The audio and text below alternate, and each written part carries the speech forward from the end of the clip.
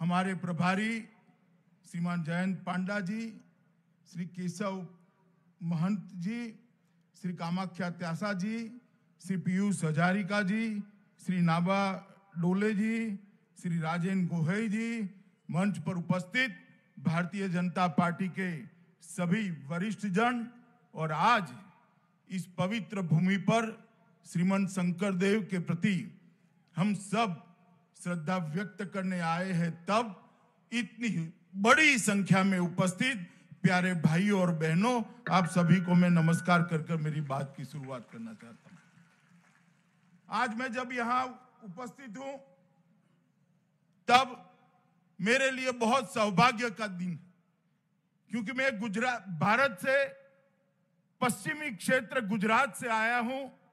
वहां पर भी श्री कृष्ण और वैष्णव परंपरा का बहुत बड़ा प्रचार प्रसार और अनुयायी, और आज मैं पूरब में छेक आसाम में आया हूं, जहां श्रीमंत शंकर देव ने नव वैष्णव परंपरा की स्थापना कर वैष्णव परंपरा को प्राणवान बनाने का काम किया था। उन्हीं के जन्म स्थान पर आज मैं आया हूं। मित्रों, मेरे लिए बहुत सौभाग्य का दिन है, क्योंकि यहीं से एक नई शुरुआत हुई। असम को एक नई भक्ति संस्कृति देने की शुरुआत श्रीमंत शंकर देव ने की और माधव देव जी ने इसको आगे बढ़ाया। और आज यहां पर दोनों क्षेत्राधिकार उपस्थित है, उनके श्री चरणों में मैं भी प्रणाम कर उनके आशीर्वाद मांगना चाहता हूं कि श्रीमंत शंकर देव के विचारों को, उनके भक्ति आंदोलन को हम न केवल आसाम, पूरे देश भर के अंदर आगे बढ़ा पाए और उसको लोगों के लिए एक प्रेरणा का स्थान बना पाए। मित्रों, आज यहां जब आया हूं वटद्रवा की ये पवित्र भूमि पर, ये श्रीमंत शंकर देव का आविर्भाव भूमि है, जहां श्रीमंत शंकर देव ने मानव स्वरूप लेकर न केवल असम, पूरे भारतवर्ष को भक्ति करने का, ईश्वर के साथ अपने आप को जोड़ने का एक नया रास्ता दिया। मित्रों, श्रीमंत शंकर देव ने भक्ति आंदोलन को तो खड़ा किया, इसके साथ साथ उन्होंने भारत की एकता के लिए भी कई सारे काम किए। जब श्रीमंत शंकर देव का ये वाक्य याद करते हैं तब मालूम पड़ता है कि भारत माता के प्रति उनका कितना बड़ा लगाव था। उन्होंने कहा, कोटि कोटि जन्म अंतरे जाहर आसे महापुण्य राशि, शीश कदाचित मनुष्य होवे भारत वरिसे आसी। इसका मतलब है कोटि कोटि जन्म तक आप पुण्य करते हैं और महान पुण्य का योग होता है, वे ही कदाचित ये पवित्र भारत वर्ष में जन्म लेने के अधिकारी होते हैं। मित्रों, इन्होंने ये पूरे पूर्वी क्षेत्र को कितनी दूरदृष्टि के साथ भारत के साथ जोड़ने का प्रयास किया, और उसी को देखते हुए महात्मा गांधी ने आजादी के आंदोलन के वक्त एक बहुत बड़ा वाक्य श्रीमंत शंकर देव के लिए कहा, आसाम सही में बहुत भाग्यशाली है कि 500 साल पहले यहां शंकर देव ने जन्म लिया, जिन्होंने आसामियों का एक ऐसा आदर्श दिया जिसने राम राज्य की कल्पना को पुनर्जीवित किया है। शासन कैसा होना चाहिए, शासन का उद्देश्य क्या होना चाहिए? शासन का उद्देश्य गरीब, दबे, कुचले उनको आगे बढ़ाने का होना चाहिए। राम राज्य की स्थापना का उद्देश्य से आगे बढ़ना चाहिए। और आज मुझे बहुत आनंद है कि इसी बजट में हेमंत विश्व शर्मा जी ने हमारे मुख्यमंत्री सर्बानंद जी के नेतृत्व में 180 करोड़ की लागत से युगों युगों तक श्रीमंत शंकर देव का यहां पर एक बहुत बड़ा स्मारक बनाने का काम किया है। और मैं बधाई देना चाहता हूं ये दोनों लोगों को, हमारे मुख्यमंत्री सर्बानंद जी और वित्त मंत्री हेमंत विश्व शर्मा को, कि सालों से स्थान राह देखता था, अरे कोई तो आए, 500 साल हो गया श्रीमंत शंकर देव के विचारों को, उनके बताए रास्ते को, उनके बनाए नव वैष्णव पंथ को एक पुनर्जीवित करे, उसको सम्मान दे और आने वाली सदियों तक पूरी आसाम और देश को रास्ता बताने का काम करे। 15 साल तक कांग्रेस की सरकार रही, मगर कभी श्रीमंत शंकर देव की भूमि को उन्होंने पुण्य स्थली मानकर उसको एक बहुत बड़ा स्मारक बनाने का काम नहीं किया। आपने 5 साल पहले भारतीय जनता पार्टी को मैंडेट दिया और हमारे दोनों नेताओं ने 100 साल तक श्रीमंत शंकर देव को संदेश को आगे बढ़ाने वाला काम किया। मित्रों, ये भूमि जो है वो स्वतंत्र सेनानी बागेश्वरी फुकनोनी, तिलक डेका, लक्कीकांत हजारिका, ठोगरुम सूद, बलोराम सूद, कोलाई कोच, होमोकांत बरुआ, हेमोरम पटोर, ये सभी लोगों की भूमि है जिन्होंने आसाम की अस्मिता के लिए जान दी। और ये भूमि भारत रत्न गोपीनाथ बरदोलोई की भी भूमि है, जिनके कारण आज आसाम भारत का अभिन्न अंग बना है। गोपीनाथ जी न होते तो शायद आसाम आज भारत के साथ जुड़ा नहीं होता। और मित्रों, हमारे अभी अभी एशियाई खेल में स्वर्ण पदक विजेता हेमादास नौगांव से ही है, गायक पापोन भी यहां से है। ये भूमि ने भारत को बहुत कुछ दिया है। श्रीमंत शंकर देव से लेकर गायक पापोन तक ढेर सारे लोगों ने भारत के संस्कार को, भारत की संस्कृति को मजबूत करने का काम किया है। मित्रों, आज श्रीमंत शंकर देव और श्री श्री माधव देव, ये दोनों के प्रयासों को आगे बढ़ाने के लिए, ये भक्ति आंदोलन को आगे बढ़ाने के लिए, ये नव वैष्णव आंदोलन के संस्कार को आगे बढ़ाने के लिए एक बहुत बड़ा काम यहाँ होने जा रहा है। और मुझे बहुत गर्व है और अभिमान भी है कि ये काम जब हो रहा है तब मैं यहाँ उपस्थित हूँ और यहाँ से नामगढ़ में जाकर श्रीमंत शंकर देव के चरणों में मेरे श्रद्धा सुमन भी अर्पित करने वाला हूँ। मित्रों, श्रीमंत शंकर देव ने कला को, नृत्य को, नाट्य को, संगीत को, जो समाज जीवन की सहज वृत्ति प्रवृत्ति थी, उसको भक्ति के साथ जोड़ने का काम किया और भक्ति आंदोलन से पूरे समाज को जोड़ने का काम किया। और मित्रों, इसलिए मैं कहता हूं कि आज जो हम करने जा रहे हैं, ये युगों तक यहां पर इसको श्रीमंत शंकर देव के संदेश को आगे बढ़ाएंगे। सिर्फ यहां पर नहीं, श्रीमंत शंकर देव के जन्म स्थान पर नहीं, आसाम सरकार ने 8000 से ज्यादा नामघरों को जो 50 साल से पुराने हैं, उसको 2.5 लाख रुपया देकर नामघरों को मजबूत कर ये आंदोलन को नई दिशा बख्शी। और मैं तो चाहता हूं कि अभी भी कुछ दिन बाकी है, मुख्यमंत्री जी और हेमंत विश्व शर्मा यही है, ये संख्या 8000 से 25,000 तक कर दीजिए तो सालों तक श्रीमंत शंकर देव को विचार को आगे बढ़ाने का काम होगा।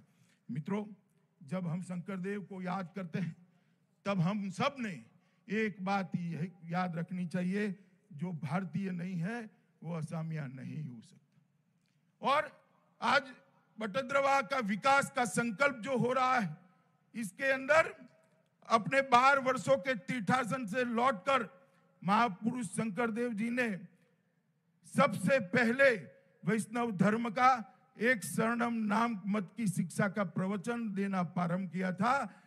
यहाँ मणिकूट, कीर्तनगढ़, चारीहाटी निर्माण भी करवाया। वो जगह वो जो हरड़ वृक्ष है वहां पर इस स्मारक बनने जा रहा है।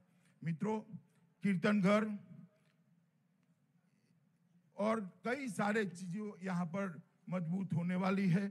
अतिथि गृह बनेगा, कला केंद्र बनेगा, खेलकूद परिसर बनेगा, सभागार बनेगा, यात्रियों को रहने के लिए निवास बनेंगे, एक बहुत अच्छा संग्रहालय बनेगा, स्वास्थ्य का देखभाल केंद्र बनेगा, बच्चों के लिए टॉय ट्रेन बनेगी और आकाश गंगा का सौंदर्यीकरण करते हुए संगीतमय फुवारा, प्रतिमा और मूर्तियों की स्थापना भी होगी और बहुत बड़ा संचार केंद्र भी बनने वाला है। अपने आप में एक परिपूर्ण स्मारक बनाने का काम हेमंत विश्व शर्मा और हमारे मुख्यमंत्री सर्बानंद सोनोवाल ने किया है। मैं भारतीय जनता पार्टी की ओर से, भारत सरकार की ओर से ये दोनों को बहुत बहुत बधाई और साधुवाद देना चाहता हूं। मित्रों, मोदी जी के नेतृत्व में पूरे उत्तर पूर्व के अंदर, न केवल आसाम, पूरे उत्तर पूर्व के अंदर विकास की नई शुरुआत की। एक जमाना था कि आसाम आंदोलनों से जाना जाता था, हिंसा से जाना जाता था, अलग अलग प्रकार के आंदोलन यहां पर खड़े होते थे। आज मोदी जी ने आसाम का गौरव बढ़ाने के लिए तो जो कुछ कर पड़े वो करा। आसाम का गौरव बढ़ाने के लिए मोदी जी ने पीछे मुड़कर कुछ नहीं देखा। हमारे सुधाकंठ डॉक्टर भूपेन हजारिका को भारत रत्न देकर असम का सम्मान करने का काम भारतीय जनता पार्टी की नरेंद्र मोदी सरकार। यहां पर तरुण गोगोई जो कांग्रेस के नेता थे, कांग्रेस के मुख्यमंत्री थे, मगर उनका भी बड़ा योगदान था। उनको पद्म भूषण से सम्मानित करने का काम भी भारत के प्रधानमंत्री नरेंद्र मोदी जी ने कहा। आसाम की गरिमा, आसाम की संस्कृति, आसाम की भाषा, आसाम का साहित्य और आसाम का संगीत आगे बढ़े, इसलिए मोदी सरकार ने बहुत कुछ किया। मगर सबसे बड़ा काम किया, आसाम के अंदर शांति प्रस्थापित करने का काम भारतीय जनता पार्टी की नरेंद्र मोदी सरकार ने आसाम को विकास के रास्ते पर आगे ले जाने का काम किया। आसाम को भ्रष्टाचार मुक्त बनाने का काम किया। आसाम को आंदोलन मुक्त बनाने का काम किया। आसाम को घुसपैठियों से मुक्त बनाने की शुरुआत भारतीय जनता पार्टी की नरेंद्र मोदी सरकार ने की है। जो आसाम हथियार और आंदोलन के लिए जाना जाता था, वहां पर बोडोलैंड का समझौता हुआ। अभी कल 2 दिन पहले ही एक बहुत बड़ा समझौता हुआ। 1000 से ज्यादा हथियारी कैडर ने सरेंडर किया है और उसके पहले भी 9 अलग अलग संगठन के 600 लोगों ने हथियार डालकर आज वो मेन मुख्य धारा में आए हैं। और मित्रों, मोदी जी ने यहां पर 35 बार, 5 साल के अंदर 35 बार उत्तर पूर्व का दौरा कर यहां की विकास को गति देने का काम किया है। मित्रों, आज चुनाव आने वाला है। कांग्रेस की एक पद्धति है, चुनाव आता है तभी दिखाई पड़ती। पहले दिल्ली की गलियों में घूमते रहते हैं, मौज मजे करते हैं, जब चुनाव आता है दिखाई पड़ते। फिर से उन्होंने चालू किया है, चुनाव आया तब। और इस बार चुनाव में तो एक विशेष बात दिखाई पड़ती है। असम आंदोलन के वक्त जिस कांग्रेस ने असम के युवाओं पर गोली चलाई, इसको जिताने के लिए आंदोलन करने वाले अलग अलग नाम से भारतीय जनता पार्टी के वोट काटने के लिए खड़े हुए। उनका मकसद है कांग्रेस को जिताना। सबको मालूम है कि वो सरकार नहीं बना सकते, उनको भी मालूम है वो सरकार नहीं बना सकते हैं, मगर भारतीय जनता पार्टी के वोट को कम कर कांग्रेस को जिताने का काम बड़ा दुखद है, बहुत दर्द होता है।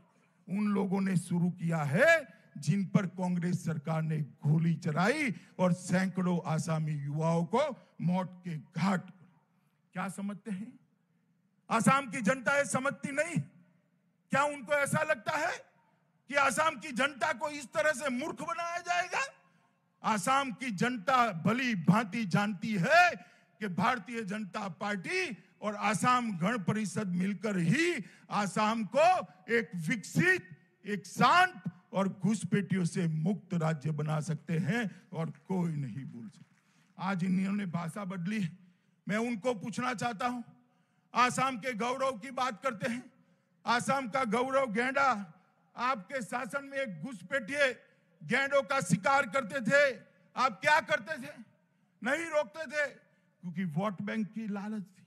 मुझे बताओ भाइयों बहनों, आप सभी जरा जोर से हाँ ना बोलना। अजमल के साथ जो बैठे हैं वो घुसपैठ रोक सकते हैं क्या? जोर से बोले, रोक सकते हैं क्या? आसाम के गैंडे को बचा सकते हैं क्या? असम में अंदर चुनाव जीतने के लिए बदरुद्दीन अजमल के साथ आओगे और आसाम की सुरक्षा की बात करोगे। आसाम की जनता आपको जानती नहीं है। आप क्या बदरुद्दीन अजमल की भाषा नहीं सुनते हो? इस प्रकार की घोर कौमवादी बात करने वाले के साथ कुर्सी के मोह में आप निकले हो। आसाम की जनता आपको जानती है। मित्रों, मैं ज्यादा कुछ कहना नहीं चाहता। बहुत कुछ काम किया है, मैं अभी बताऊंगा थोड़ी देर के बाद, मगर एक काम करना भी बाकी रह गया। हम आसाम को बाढ़ मुक्त बनाना चाहते हैं। मोदी जी आसाम को बाढ़ मुक्त बनाना। आसाम को हर बार बाढ़ की प्रताड़ना झेलनी पड़ती है और बाढ़ के कारण लाखों करोड़ों लोग अपना स्थान छोड़कर जाते हैं। यहां सैटेलाइट के माध्यम से पूरे 4 वर्षा का पिक्चराइज किया गया है। ऐसे स्थान ढूंढे गए हैं जहां से पानी को डाइवर्ट कर बड़े बड़े तालाब बनाए जाएंगे, वहां पर्यटन क्षेत्र बनाए जाएंगे, वहां इरिगेशन के लिए बहुत बड़ा पानी का एक तालाब बनाया जाएगा और आसाम को बाढ़ मुक्त करने का काम किया जाएगा। मित्रों, मैं आज आसाम की जनता को कहने आया हूं, एक बार भारतीय जनता पार्टी की सरकार बना दीजिए। अगले 5 साल में हम आसाम को बाढ़ मुक्त बनाकर आसाम की जनता को वापस देंगे। मित्रों, मोदी जी ने पूरे पूर्वोत्तर को विकास के लिए चिन्हित किया है और विकास यात्रा शुरू हुई। मैं सिर्फ आसाम की बात करना चाहता हूं। सिर्फ पिछले 5 सालों में 20,000 किलोमीटर से ज्यादा रोड बनाने का काम आसाम के अंदर भारतीय जनता पार्टी की सरकार ने की। और आज रिफाइनरी के निर्माण के लिए भी 30 साल से लंबा इंतजार करना पड़ता था। इस सरायघाट पुल को के बाद दूसरे पुल के लिए भी काम चालू हो गए। ब्रह्मपुत्र नदी पर 6 पुल बनाए गए हैं। तेल क्षेत्रों के विकास के लिए 46,000 करोड़ रुपया अतिरिक्त दिया है। गुवाहाटी का हवाई अड्डा नया बन रहा है। जोरहाट में नेशनल इंस्टीट्यूट ऑफ डिजाइन लाए हैं। टीहू में फूड पार्क लाए हैं। जोगीघोपा में मल्टी मॉडल लॉजिस्टिक पार्क लाए हैं। गोगामुख में भारतीय कृषि अनुसंधान प्रतिष्ठान बनाया है। और कल ही थोड़े दिन पहले ही शिवसागर में जेरंगा पठार में 1 लाख लोगों को जमीन का पट्टा देने का काम भारत के प्रधानमंत्री नरेंद्र मोदी ने किया। 8,000 करोड़ रुपया रॉयल्टी का असम को चुकाने का काम किया है। मित्रों, मैं आज इस मंच से कांग्रेस के नेताओं को खुली चैलेंज देता हूं। मैंने तो गिनाया हमने क्या किया है। 15 साल तक यहां से आपने प्रधानमंत्री भेजा। मनमोहन सिंह यहां से ही गए थे राज्यसभा सदस्य बनाकर। 15 साल में यहां आपकी सरकार रही। आसाम के लिए क्या किया, इसका हिसाब किताब लेकर आ जाओ। हमारे युवा मोर्चा का अध्यक्ष को मैं भेज दूंगा। 2-2 हाथ हो जाए, एक बदब आपके 70 साल और एक और हमारे 7 साल। 70 साल में जितना विकास आपने नहीं किया, हमारे 7 साल के विकास करने का काम किया है। मैं फिर से एक बार हमारे मुख्यमंत्री और हेमंत बिस्वा शर्मा को बहुत बहुत बधाई देना चाहता हूं कि जिस प्रकार से कोविड प्रबंधन असम सरकार ने किया है, मैं उनको बहुत बहुत बधाई देना चाहता हूं। मित्रों, असम के अंदर बहुत बड़ा क्षेत्र चाय बागान का है और चाय बागान के क्षेत्र के मजदूरों के लिए 2,000 करोड़ रुपए की योजना भारत सरकार लेकर आई है, जिससे उनके आवास, स्वास्थ्य और शिक्षा की चिंता होगी। स्वास्थ्य के क्षेत्र की बात करूं तो गुवाहाटी में नया चिकित्सा महाविद्यालय खुला। 860 करोड़ के लागत से टाटा ग्रुप ने कैंसर अस्पताल खोला है।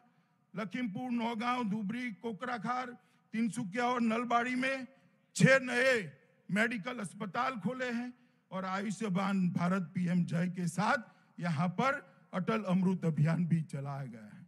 किसानों के लिए भी ढेर सारे काम किए गए हैं। मित्रों, मैं आज इतना ही कहना चाहता हूं कि बजट के अंदर ज्यादा डिटेल में नहीं जाता, पर 53,000 करोड़ रुपया आसाम के लिए नरेंद्र मोदी सरकार ने विशेष रूप से देने का काम किया है।